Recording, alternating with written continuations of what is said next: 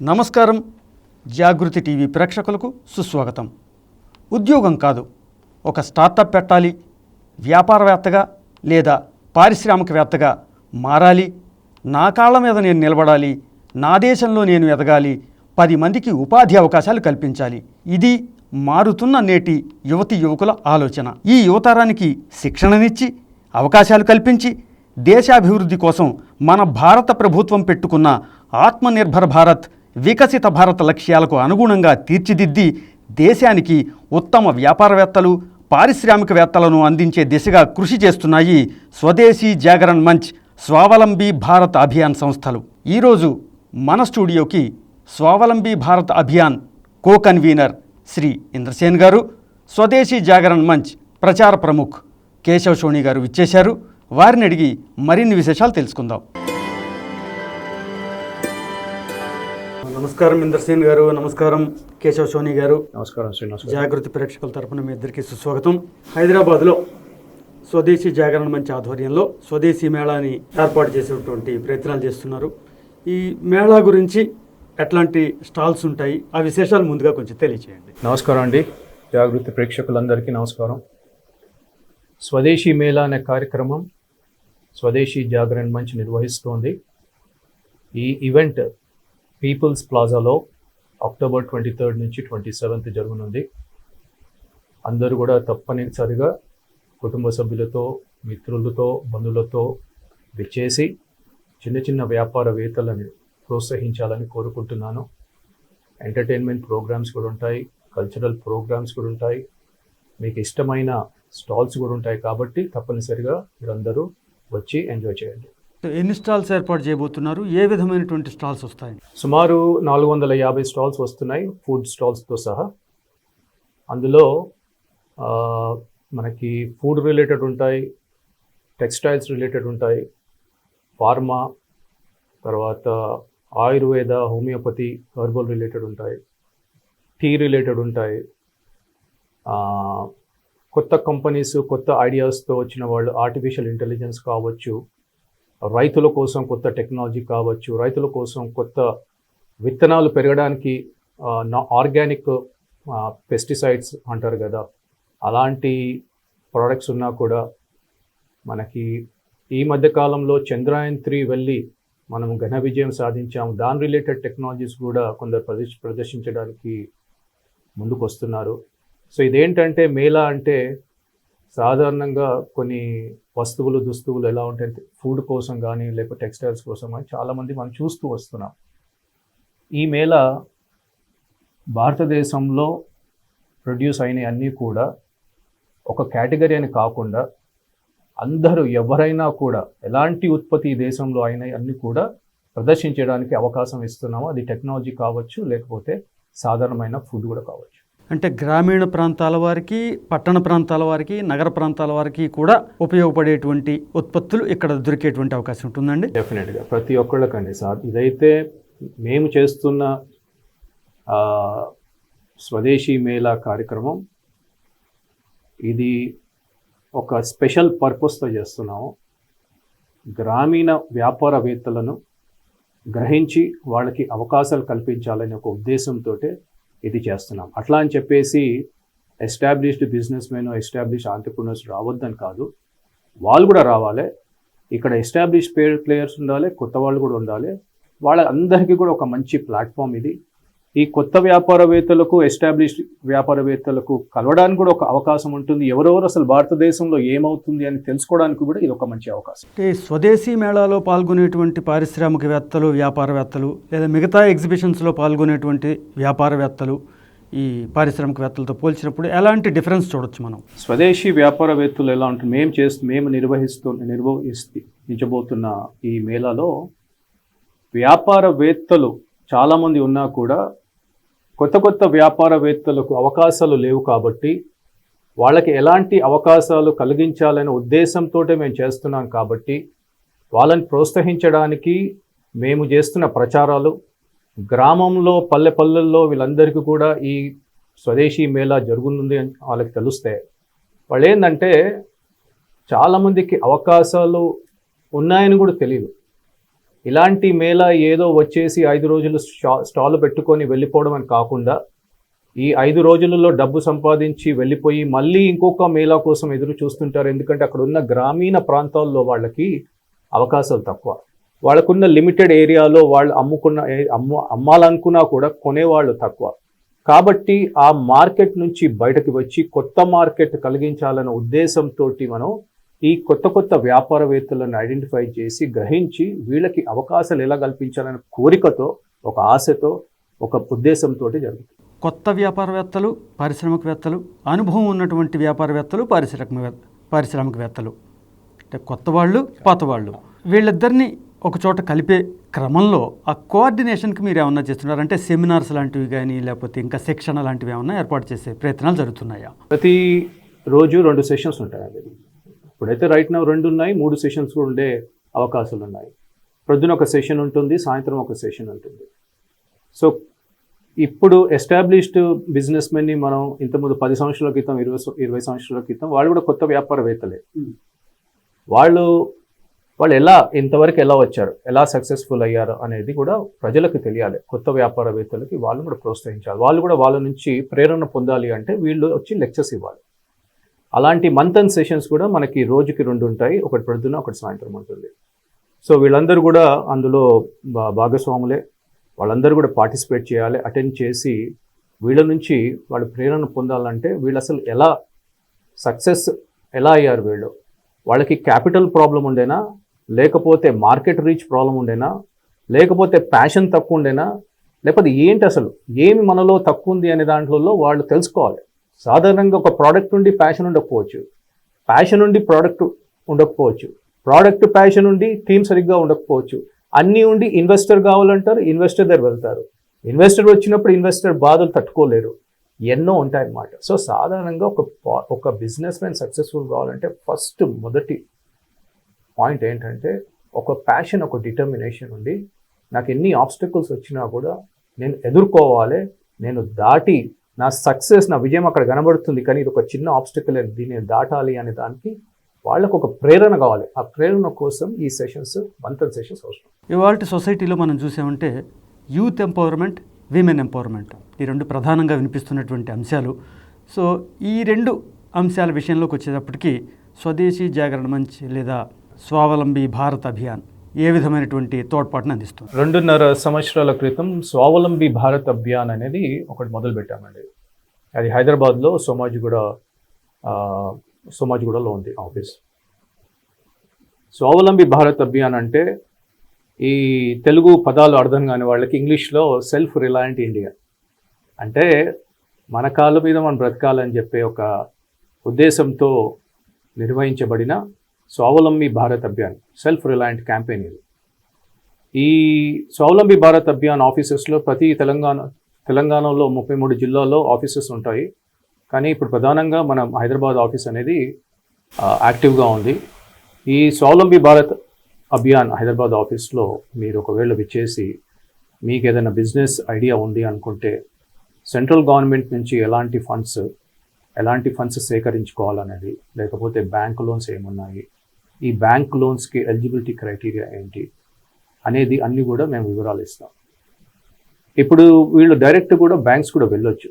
మేము అవసరం ఏముంది వీళ్ళకి ఏదో మేము మీడియేటర్ లాగా ఏదైనా కమిషన్ బేస్డ్ ఉందాం అంటే లేదండి, ఇది స్వదేశీ జాగరణ మంచ్లో స్వావలంబి భారత్ అభియాన్ ఒక భాగం కాబట్టి స్వదేశీ జాగరణ మంచ్ ఎలాంటి కమిషన్లు, మీడియేషన్లు ఇట్లాంటివి ఏమి ఉండవు. అక్కడ ఏముంది, దేశం కోసం చేస్తున్నాం. మీరు వ్యాపారవేత్తలు కావాలనుకుంటే మా ఆఫీస్కి రండి, మీకు మొత్తం గైడెన్స్ ఇస్తాం.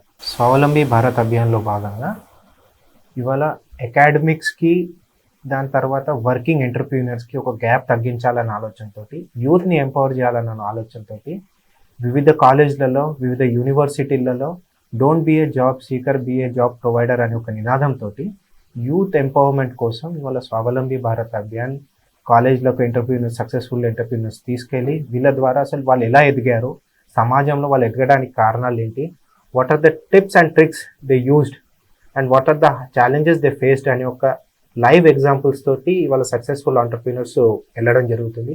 అదేవిధంగా స్వావలంబి భారత్ అభియాన్ ఈ ఎంటర్ప్రీనర్స్కి ప్లస్ ఈ ఫినాన్షియల్ ఇన్స్టిట్యూషన్స్కి ఉన్నటువంటి ఒక గ్యాప్లో ఒక బ్రిడ్జ్ లాగా ఇవాళ మొన్న గతంలో ఇంద్రసేన్ రెడ్డి గారు మన ముద్రా లోన్ క్యాంపెయిన్స్ నిర్వహించడం జరిగింది హైదరాబాద్లో.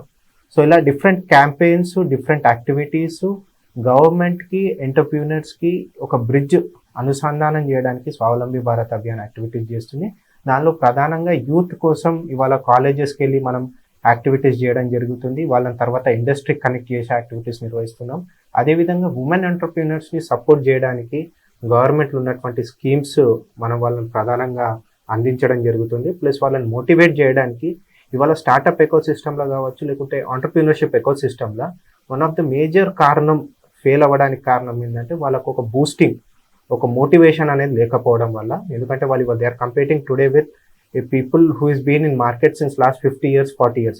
అలాంటి వాళ్ళతో వాళ్ళు కంపీట్ చేసినప్పుడు వాళ్ళకు ఒక మోటివేషన్ అనేది చాలా అవసరం.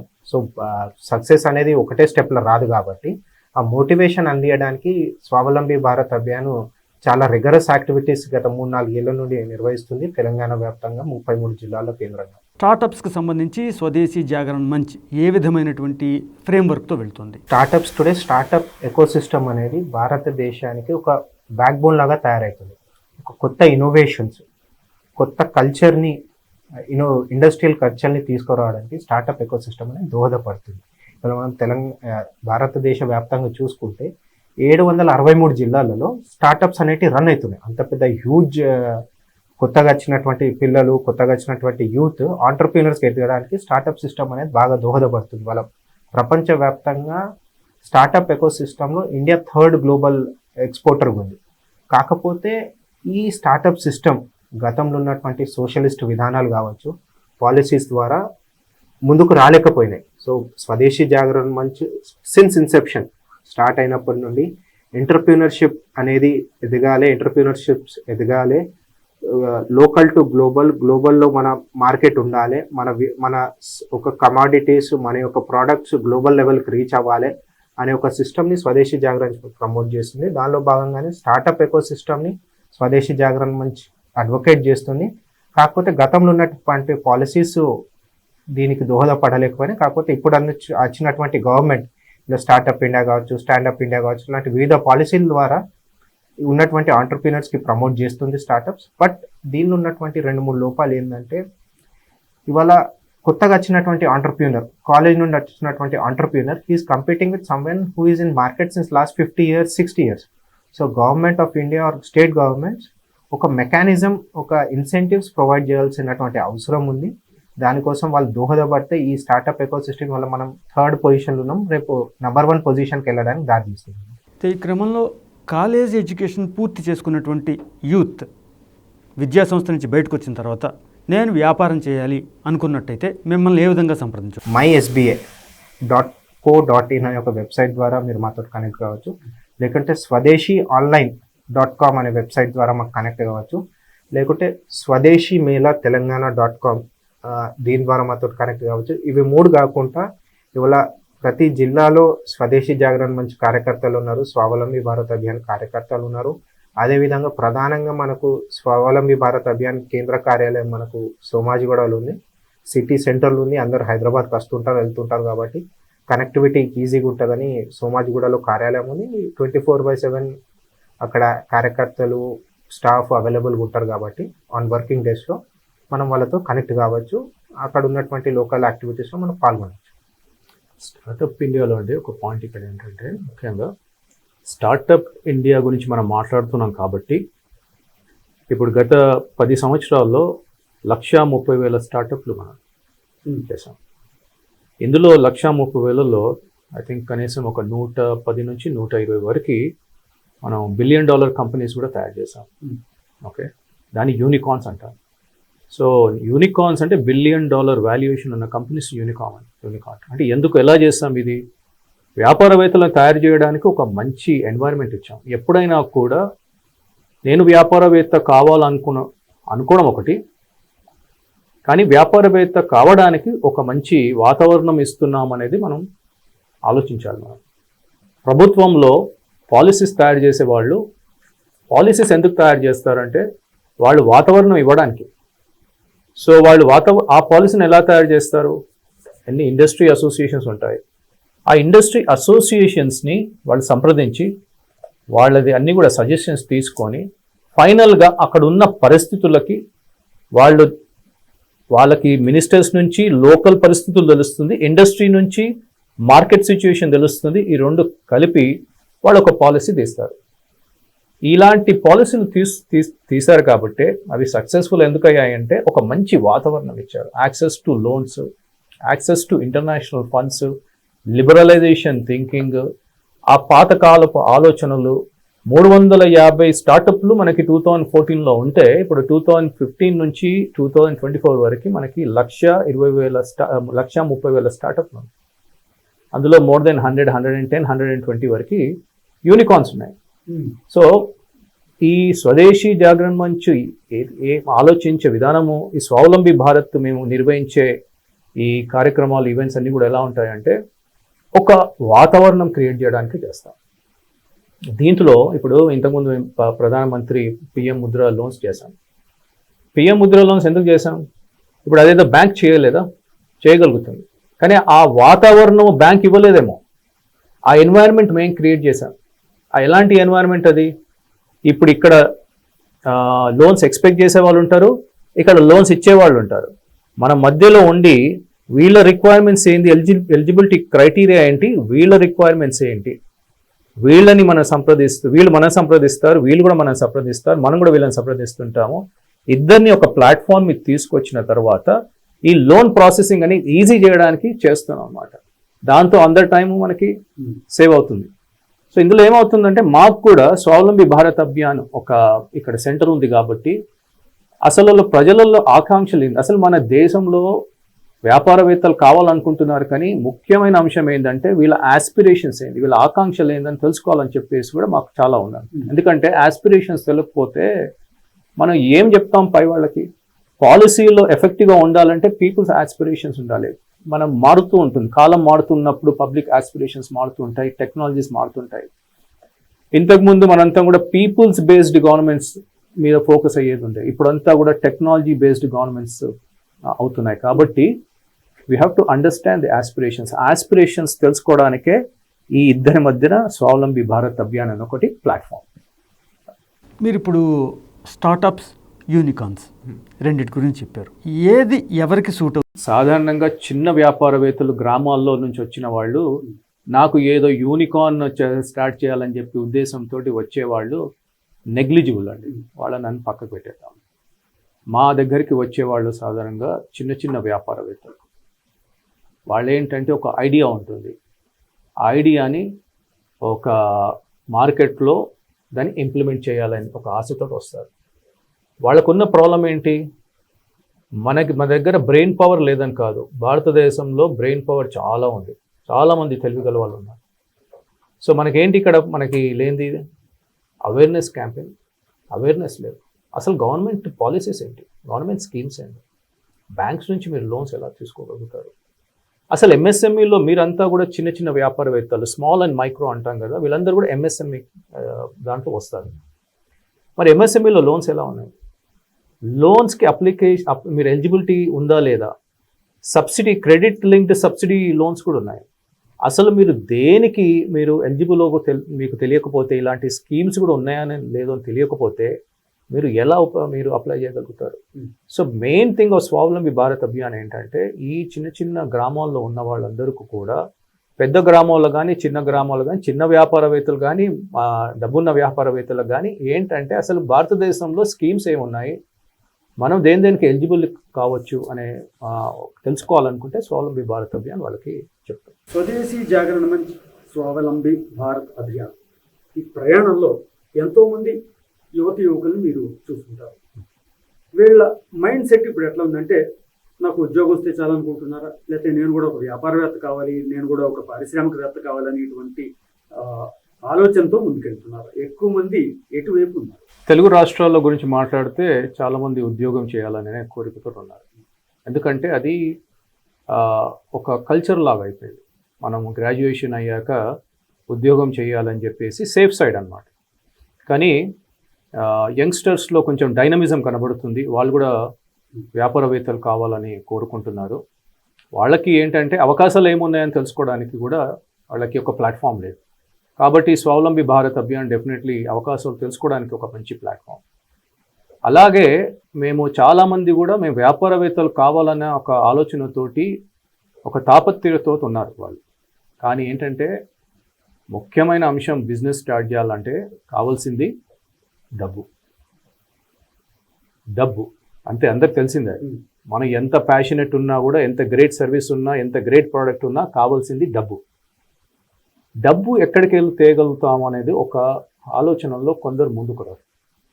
కానీ నేనేమంటే ఫస్ట్ నుంచి మీకు చెప్తున్నా కదా, నేను చాలామందికి పదే పదే చెప్తూ ఉంటాను. ఒక మంచి వాతావరణము మన సెంట్రల్ గవర్నమెంట్ ఆఫ్ ఇండియా తయారు చేసింది.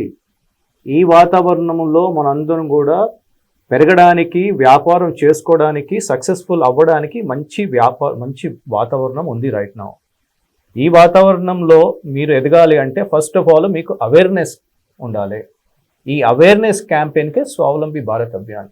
మీరు వ్యాపారవేత్త కావాలనుకుంటున్నారు, క్యాపిటల్ కావాలనుకుంటున్నారు, కానీ మీరు దీనిని ఎలా చెయ్యాలి, మీరు ఎలిజిబిలిటీ క్రైటీరియా ఏందో, స్కీమ్స్ ఏందో తెలియకుండా మీరు మార్కెట్లో వస్తానంటే 100% ఫెయిల్ అవుతారు.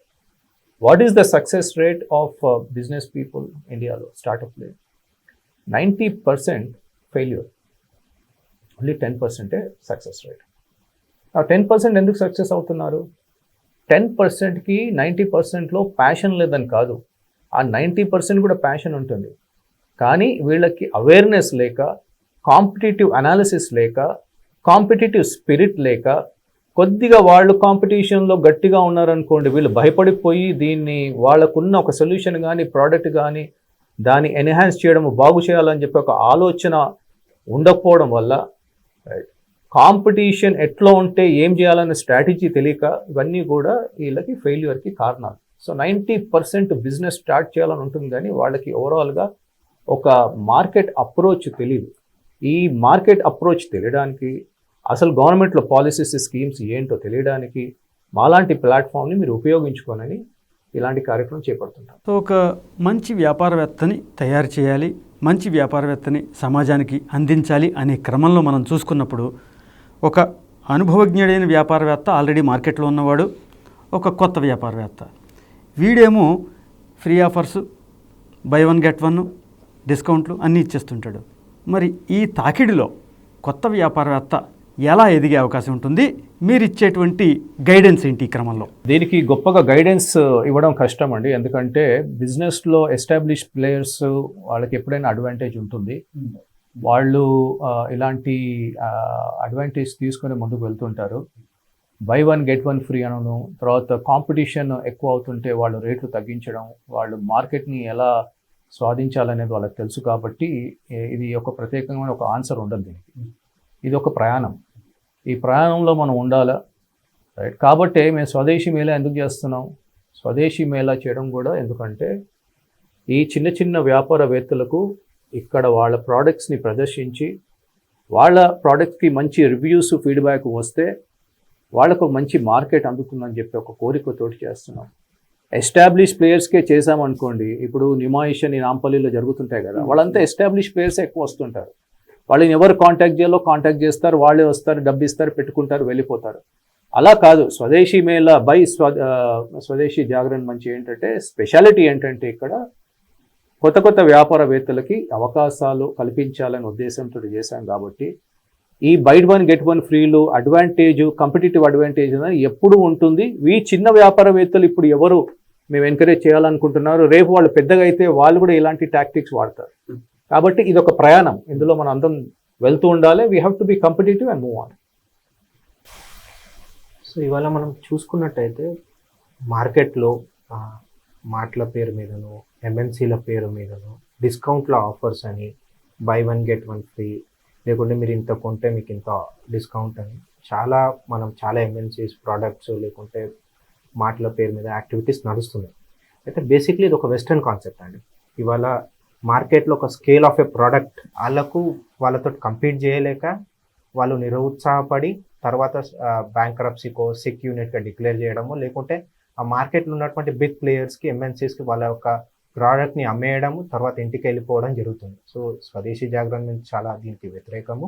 రీసెంట్గా మనం ఎగ్జాంపుల్ చూసుకుంటే ఫేక్ డిస్కౌంట్స్ పేరు మీద, ఫేక్ డిస్కౌంట్స్ క్లెయిమ్ మీద ఆస్ట్రేలియాలో ఉన్నటువంటి 2 చాలా పెద్ద గ్రోసరీ చైన్స్ కోల్స్ అండ్ వూల్వర్స్కి అక్కడ ఉన్నటువంటి local government, local watch top వాళ్ళని సూ చేసింది. దాని మీద అక్కడ లోకల్ ప్రైమ్ మినిస్టర్ వచ్చి టీవీలో మాట్లాడడం జరిగింది, ప్రెస్ మీట్ పెట్టడం జరిగింది. ఇట్లా చేయడం చాలా దురదృష్టకరము, మేము దీన్ని చాలా వ్యతిరేకిస్తున్నాము అని వాళ్ళు స్వయంగా అక్కడ ఉన్నటువంటి ప్రైమ్ మినిస్టర్, అక్కడ ఉన్నటువంటి కాంపిటేటివ్ కన్స్యూమర్ కమిషన్ దీని మీద తీసుకోవడం జరిగింది. కోర్టులో కేసు నడుస్తుంది. రీసెంట్గా ఒక 15-20 రోజుల క్రితం జరిగినటువంటి సంఘటన. సో ఇవాళ ఈ క్యాష్ బర్నింగ్ మెకానిజం ద్వారా ఇవాళ ఓన్లీ భారతదేశం దీనికి బాధితులు కాదు, దేశవ్యాప్తంగా ప్రపంచవ్యాప్తంగా చాలా కంట్రీస్లో ఈ క్యాష్ బర్నింగ్ మెకానిజం ద్వారా అక్కడ ఉన్నటువంటి చిన్న చిత్క వ్యాపారవేత్తలు సిక్ యూనిట్గా డిక్లేర్ చేయడం జరుగుతుంది. కాబట్టి దీనికి స్వదేశీ జాగరణను చాలా వ్యతిరేకిస్తుంది. దీని ద్వారా ఏమవుతుందంటే ఈ డిస్కౌంట్ల పేరు మీద ఒకవైపేమో ఆంటర్ప్రీనరు, అక్కడ ఉన్నటువంటి బిజినెస్ మెన్ దెబ్బపడుతున్నాడు, మరో పక్కన కన్జ్యూమర్ కూడా దీనివల్ల చాలా దెబ్బపడుతున్నాడు. ఎందుకంటే ఒక ప్రోడక్ట్ 10 రూపాయలు ఉన్నటువంటి ప్రోడక్ట్ని 7 రూపాయలకు 8 రూపాయలకు చూపిస్తే కన్జ్యూమర్ దీన్ని ఎక్కువ తీసుకుందాం అన్న ఆలోచనతోటి అవసరం లేకున్నా, ఇప్పుడు his consumption is X item, his buying X+1 item, అవసరం లేని దానికంటే ఎక్కువ కొనడం ద్వారా దిస్ లీడ్స్ టు కన్జ్యూమర్షిప్ లీడ్ అవ్వడం ద్వారా ఏమవుతుందంటే ఎవరైతే మధ్యతరగతి కింద ఉన్నవాళ్ళు వాళ్ళ జేబులు ఉన్న దానికంటే ఎక్కువ డబ్బులు తీసుకురావడము, దానికి ఈఎంఐల పేరు మీదనో క్రెడిట్ కార్డుల పేరు మీదనో ఎక్కువ స్పెండ్ చేయడం ద్వారా ఏమవుతుందంటే వాళ్ళు మళ్ళీ బ్యాంకుల చుట్టూ తిరగడం, మళ్ళీ డబ్బుల కోసం తిరగడం, లేకుంటే వడ్డీ వ్యాపారాల చుట్టూ తిరగడం ఇది అవుతుంది. సో ఇది ఒక పక్కన బిజినెస్ మెన్లను, మరో పక్కన కన్స్యూమర్స్ని దెబ్బతీస్తుందండి. కొత్త వ్యాపారవేత్తను ఎంకరేజ్ చేయడం ద్వారా లేకపోతే కొత్త వ్యాపారవేత్త దగ్గరికి వెళ్ళడం ద్వారా నాకు ఎండ్ యూజర్గా ఒక కొనుగోలుదారికి ఏ విధమైనటువంటి ప్రయోజనం కలిగే అవకాశం ఉంది? ఒక ప్రోడక్ట్ తీసుకుందాం, ఎందుకంటే దీన్ని సీరియస్గా మాట్లాడాలంటే ఒక ప్రోడక్ట్ తీసుకొని మాట్లాడదాం. దాంట్లో అన్ని ప్లసెస్, అడ్వాంటేజెస్, మైనస్ అన్ని తెలిసిపోతుంది. డిటర్జెంట్ పౌడర్ తీసుకుందాం. డిటర్జెంట్ అన్నాకనే చిన్నప్పటి నుంచి నిర్మా అని వస్తుంది, అందరికీ వచ్చేది అదే. ఇప్పుడు మీరు ఇంట్లో డిసిషన్ మేకర్ ఎవరు? డిటర్జెంట్ పౌడర్ కానీ ఫుడ్కి ఎంతగానో మన ఆడవాళ్ళు. సో వాళ్ళు టీవీలో చూసేది ఏంటి? నిర్మానే ఆర్ రిలేటెడ్ ప్రోడక్ట్స్. అది స్వదేశీయ విదేశీ అని ఇక్కడ మాట్లాడట్లేదు, నేను కేస్ స్టడీ గురించి మాట్లాడుతున్నాను. ఫస్ట్ మన భావాలు మార్చుకోవాలి. మనం ఎలాంటి ప్రోడక్ట్స్ వాడుతున్నాం అనేది మనం భావాలు మార్చుకోవాలి. మన స్వదేశీ మీద మన ఫోకస్ ఉండాలి, మేడ్ ఇన్ ఇండియా మీద ఫోకస్ ఉండి భారతదేశం మీద దృష్టి పెట్టి అసలు భారతదేశ ప్రోడక్ట్సే ఉత్పత్తియే మనం వాడాలి అనుకున్నప్పుడు ఫస్ట్ ఆఫ్ ఆల్ మీ ఇంట్లో కానీ మా ఇంట్లో కానీ స్వదేశీ విదేశీ ప్రోడక్ట్స్కి డిఫరెన్స్ తెలుసా? ఎందుకంటే ఎక్కడ చూసినా కూడా వెనకాల మేక్ ఇన్ ఇండియానో మేడ్ ఇన్ ఇండియానే కనబడుతుంది, కానీ దాని వెనకాల ఎవరున్నారు? విదేశీ సంస్థలు ఉన్నాయి. నేను రీసెర్చ్ చేసేంత వరకు నాకు తెలియదు ఇది స్వదేశీ ప్రోడక్టా విదేశీ ప్రోడక్టా. సో స్వదేశీ ప్రోడక్ట్ విదేశీ ప్రోడక్ట్లకి డిఫరెన్స్ ఫస్ట్ తెలుసుకోవాలి మనం. కొన్ని ఇంకా ఎగ్జాంపుల్ ఇస్తాను. మీరు ఒక సబ్బు ఉంది, నేను టీవీ ద్వారానే చెప్తున్నాను, నాకు అసలు ఎలాంటి సందేహం లేదు ఇందులో. ఆ డవ్ అనే సబ్బు ఉంది కదా, వాళ్ళు వచ్చి ఒకవేళ ఇది వైరల్ అయితే వాళ్ళు వచ్చి క్లారిఫై చేయమని చెప్పండి. డవ్ సబ్బులో పంది ఫ్యాట్, కౌ ఫ్యాట్ ఉందని నేను చదివినా. Okay, cow fat, Pig fat ఉందని నేను చదివినాను. అది తప్పైతే డవ్ క్లారిఫై చేసుకోమని చెప్పండి. నేను చదివింది ఇంటర్నెట్లో చూసింది, డవ్ కూడా వాళ్ళ వెబ్సైట్లో కూడా ఎస్ ఫ్యాట్స్ ఉన్నాయి, పిగ్ ఫ్యాట్, కౌ ఫ్యాట్ ఉంది అని అన్నారు. నా ఇది ఎందుకు తెలుసు అండి? చాలామందికి తెలియదు కదా. మరి డవ్ స్మూత్గా ఉంటుంది, తెల్లగా అవుతారు, హ్యాండ్సమ్ అవుతారు, ఫేర్ అండ్ అట్లా అవుతారని చెప్పేసి వాళ్ళు అడ్వర్టైజ్మెంట్ చేస్తుంటారు కదా. ఈ సెన్సిటివ్ ఉన్న వాళ్ళు ఎందరూ డవ్ వాడట్లేదండి. నేను బీఫ్ తినను, నేను పంది మాంసం తినను, అసలు మాంసమే తినను, అలాంటి వాళ్ళు డవ్ వాడుతున్నారు కదా. మరి సో వినియోగదారుడు కూడా తాను ఉపయోగించే వస్తువులకు సంబంధించినటువంటి అవేర్నెస్ లేక మన దేశ ఉత్పత్తి మీద ప్రేమ లేక, దేశ ఉత్పత్తి కూడా అసలు ఏంటి నీకు డిఫరెన్సియేషన్ తెలియదు కాబట్టి అవేర్నెస్ ఈజ్ ఇంపార్టెంట్ అంటే మొదలు కావాల్సింది అక్కడ నుంచి. ఇప్పుడు చైనా మార్కెట్ ఉంది, చైనా మార్కెట్లో ఇప్పుడు నేను ఒక ఎగ్జాంపుల్ తీసుకుంటే మీకు క్లారిటీ వస్తుంది. జనరల్గా మాట్లాడితే అంత క్లారిటీ ఉండదు. నేను సోలార్ బిజినెస్ గురించి మాట్లాడతాను. సోలార్ ఉత్పత్తి మన భారతదేశంలో మనం మొత్తం ఎన్నో సంవత్సరాల తర్వాత ప్రపంచంలో మూడో స్థానం ఉంది ప్రొడక్షన్లో. రెండో స్థానంలో చాలా చిన్న కంట్రీ వియట్నాం ఉంది. మొదటి స్థానంలో చైనా ఉంది. చైనాకి వియట్నాంకి, చైనాకి ఇండియాకి చాలా పెద్ద డిఫరెన్స్ ఉంది. ఎందుకు ఇంత పెద్ద డిఫరెన్స్ ఉంది? మన ఏ కాలంలో మనం సోలార్ స్టార్ట్ చేసామో, ఏ కాలంలో మన సోలార్ రిక్వైర్మెంట్ మొదలైందో 15 సంవత్సరాల క్రితం, కానీ 10 సంవత్సరాల నుంచి బాగా రిక్వైర్మెంట్ చాలా పెరిగింది. మళ్ళీ ఆ డిమాండ్ ఉన్నప్పుడు మన దగ్గర ప్రొడక్షన్ లేదు కదా, కాబట్టి మనం వేరే కంట్రీకి వెళ్ళి తీసుకోవాలి. ఏ కంట్రీ తీసుకోగలుగుతాం? జర్మనీ అంటే ఎక్స్పెన్సివ్ అవుతుంది, యుఎస్ అంటే ఎక్స్పెన్సివ్ అవుతుంది, కాబట్టి చైనా. సో చైనాకు వెళ్ళి తీసుకోవడం జరిగింది. అక్కడ నుంచి అందరూ ప్రైవేట్ ప్లేయర్స్ కానీ గవర్నమెంట్ ప్లేయర్స్ కానీ అక్కడ నుంచి తేవడం జరిగింది. కానీ మెల్లిమెల్లిగా ఆత్మ నిర్భర్ అనే కాన్సెప్ట్, స్వదేశీ స్వావలంబి భారత్ అభియాన్ అని చెప్పి, తర్వాత వికసిత్ భారత్ అని చెప్పేసి 2047 అంటే 100 సంవత్సరాల్లో స్వాతంత్రం వచ్చాక 100 సంవత్సరాల్లో మనం అభివృద్ధి చెందిన భారతదేశం, అభివృద్ధి చెందుతున్న భారతదేశం కాదు, అభివృద్ధి చెందిన దేశంలాగా కావాలని చెప్పేసి వికసిత్ భారత్ 2047 క్యాంపెయిన్ కొత్తగా మొదలైంది. It's a mission. ఏంటి ఇదంతా? Made in India. Even solar కూడా మేడ్ ఇన్ ఇండియా తయారు చేయాలని చెప్పేసి పెద్ద పెద్ద కంపెనీస్ని గ్రహించి వాళ్ళు కూడా మ్యానుఫ్యాక్చరింగ్ సెట్ని చెన్నైలో కానీ, లేకపోతే మన హైదరాబాద్, ఆంధ్రలో కానీ, గుజరాత్లో కానీ ఆల్రెడీ పెద్ద పెద్ద ఫ్యాక్టరీస్ పెట్టడం జరిగింది. దీని ద్వారా మనము ఒక 10 సంవత్సరాలు ఇస్తే మనము వియట్నాంలో అయితే 2-3 సంవత్సరాల్లో మనము దాటేస్తాం, అంటే రెండో స్థానంకి వస్తాం. కానీ ఒక 10-15 సంవత్సరాల్లో మనని చైనాకి గట్టి పోటీ ఇవ్వచ్చు. అదే 20 సంవత్సరాలలో మనం చైనాని బీట్ చేసే అవకాశం కూడా ఉందన్నమాట సోలార్లో. అంటే ఏంటిది? గవర్నమెంట్ ప్రతి అడుగులో మనకి సహకరించాలి. పారిశ్రామికవేత్తల అసోసియేషన్స్ ఏది ఉంటాయో వాళ్ళ బాధలు, వాళ్ళ సజెషన్స్ ఏంటి అనేది వాళ్ళు గుర్తించి గ్రహించి ఒక పాలసీ తీయగలిగితే, ఆ పాలసీ మన మేడ్ ఇన్ ఇండియా భారతదేశంలో ఉత్పత్తి జరగాలి అనుకుంటే అలాంటి పాలసీ ఉన్నప్పుడు తప్పనిసరిగా మనం ఈ ప్రయాణంలో ఎంఎస్ఎంఈల్ని ప్రోత్సహించడానికి మీరు పురస్కారాలు, అవార్డులు ఇట్లాంటివి కూడా అందజేస్తున్నారు. వాటి గురించి కూడా కొంచెం తెలియచేయండి. ఎంఎస్ఎంఈ గురించి చాలామందికి చాలా విషయాలు తెలియదండి. కానీ ఎంఎస్ఎంఈ చాలా మంచి మంచి కార్యక్రమం చేపడుతుంది. మీకు ఎలాంటి ట్రైనింగ్ కావాలనుకున్నా కూడా, ఇప్పుడు డిటర్జెంట్ గురించి మనం మాట్లాడాం కదా, డిటర్జెంట్ రిలేటెడ్ ట్రైనింగ్స్ కూడా ఇస్తారు వాళ్ళు. మీకు చిన్న అసలు వ్యాపారవేత్తల్లో చిన్న కేటగిరీస్ ఏది తీసుకున్నా కూడా ఎంఎస్ఎంఈలో ట్రైనింగ్, స్కిల్ డెవలప్మెంట్ ఉంటుంది. ఫస్ట్ మనకి బిజినెస్ స్టార్ట్ చేయాలంటే మీకు ఆ స్కిల్ ఉందా లేదా అనేది. స్కిల్ లేకపోతే స్కిల్స్ నేర్పించే ఆర్గనైజేషన్స్ ఉంటాయి. ఎంఎస్ఎంఈకి వెళ్తే ఎంఎస్ఎంఈ ఎలాంటి స్కిల్ డెవలప్మెంట్ ప్రోగ్రామ్స్ ఉన్నాయి, ఎక్కడెక్కడ ఉన్నాయి, మా దగ్గర ఉన్నాయా లేకపోతే వేరే వాళ్ళు చేస్తున్నా అనేది వాళ్ళు మనకంతా లిస్ట్ ఇస్తారు. స్కిల్ డెవలప్మెంట్ చేసుకున్నాక తర్వాత దానికి కావాల్సిన ఎంఎస్ఎంఈ లోన్స్ ఏంటో కూడా ఉన్నాయి. క్రెడిట్ లింక్ లోన్స్ ఉన్నాయి, ఎస్సీ ఎస్టీ వాళ్ళకు ఉన్నాయి, విమెన్ ఆంటర్ప్రినర్స్కి ఎంకరేజ్ చేయడానికి ఉన్నాయి. సో ఎన్నో మన రకరకాల లోన్స్ ఉన్నాయి కదా. ఈ లోన్స్ అన్నీ కూడా తెలియడానికి కూడా మనకు ఒక ఆర్గనైజేషన్ ఉందని తెలిసి కూడా వాళ్ళు వెళ్ళరు. కాబట్టి ఈ అవేర్నెస్ రిలేటెడ్ క్యాంపెయిన్స్ మేము చేస్తూ ఉంటాం. ఎంఎస్ఎంఈ నుంచి మనకి సక్సెస్ కావాలి అంటే ఫస్ట్ ఆఫ్ ఆల్ ఎంఎస్ఎంఈ అనే ఒకటి ఆర్గనైజేషన్ ఉంది. దీని ద్వారా ఈ చిన్న వ్యాపారవేత్తలకు ఎలాంటి లాభాలు ఉంటాయి అనేది ఎంఎస్ఎంఈ మా సంస్థ అనేది మేము చేసేది సోషల్ సర్వీస్ అండి. ఎంఎస్ఎంఈ అనేది ఒక గవర్నమెంట్ ఆర్గనైజేషన్. వాళ్ళకి యాక్సెస్, రీచ్ చాలా పెద్దగా ఉంటుంది. కాబట్టి వాళ్ళు కూడా ఇలాంటి కార్యక్రమాలు చేస్తూనే ఉన్నారు.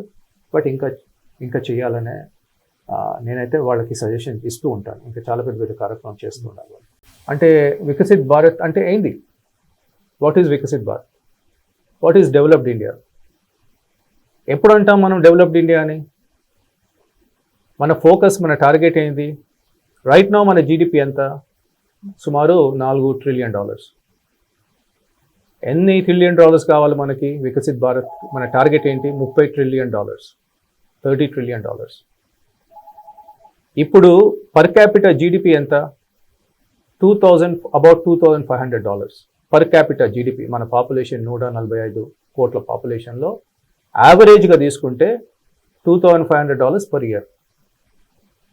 డెవలప్డ్ ఇండియా అంటే $18,000 పర్ ఇయర్ ఉండాలి పర్ క్యాపిటల్ జీడిపి. అది మీకు తెలియజేయాలి. వికసిత్ భారత్ టార్గెట్స్ ఏంటి? $30 trillion GDP, $18,000 per year per capital GDP. అంటే ఇప్పుడు మన కన్వర్షన్ చేస్తే 15 లక్షల రూపాయల సంవత్సరానికి. అదే ఇప్పుడున్న పర్ క్యాపిటల్ జీడిపి 2 లక్షలు. అంటే 2 లక్షలు వర్సెస్ 15 లక్షలు, దగ్గర దగ్గర 7.5 టైమ్స్ మనం ఎదగాలి. దానికి ఎంత పని చేయాలండి? జాబులతో సరిపోదు, మన ఉద్యోగాలతో సరిపోదు, వ్యాపారవేత్తలనే తయారు చేయాలి. చిన్న చిన్న వ్యాపారవేత్తలు వాళ్ళ గ్రామాల్లో ఉండి అక్కడ ఎకానమీ బిల్డ్ చేయడము చాలా ముఖ్యం. అందరూ పట్టణాలకు వస్తే ఇక్కడ పట్టణాలలో చాలా ఎక్స్పెన్సివ్, వాళ్ళు తట్టుకోవడం కష్టం. మీరు ఇంతకుముందు ఒక ప్రశ్న అడిగారు, మీరు ఈ పెద్ద పెద్ద కంపెనీస్ని ఎలా తట్టుకోగలుగుతాం అంటే, వాళ్ళు అసలు ఇక్కడ రావద్దు, ఇనిషియల్గా తట్టుకోలేరు. కాబట్టి అక్కడున్న ప్రాంతంలో వాళ్ళకి ప్రోత్సహించడానికి, ఒక వాతావరణం క్రియేట్ చేయడానికి మనం అవకాశాలు కల్పించాలి. కాబట్టి వీళ్ళకి అవకాశాలు కల్పిస్తే వాళ్ళు మంచి వ్యాపారవేత్తలు అవుతే వాళ్ళ ఆర్థిక బలం పెరుగుతుంది, దేశ ఆర్థిక బలం పెరుగుతుంది. వికసిత్ భారత్ 2047 అచీవ్ చేస్తారు. ధన్యవాదాలు ఇంద్రసేన్ గారు, కేశవ్ గారు. వ్యాపార రంగంలో కానీ పారిశ్రామిక రంగంలో కానీ యువతరం ముందంజ వేసి ఏ విధంగా ఒక గొప్ప వికసిత్ భారత్ని, ఆత్మనిర్భర్ భారత్ని నిర్మించుకోవడానికి ఎలాంటి అవకాశాలు ఉన్నాయనేది చక్కగా తెలియజేశారు. ఈ క్రమంలో మీ యొక్క సలహా సూచనలు, మార్గదర్శకాలు తీసుకొని మరెందరూ ముందుకు రావాలని కోరుకుంటున్నాం. ధన్యవాదాలు.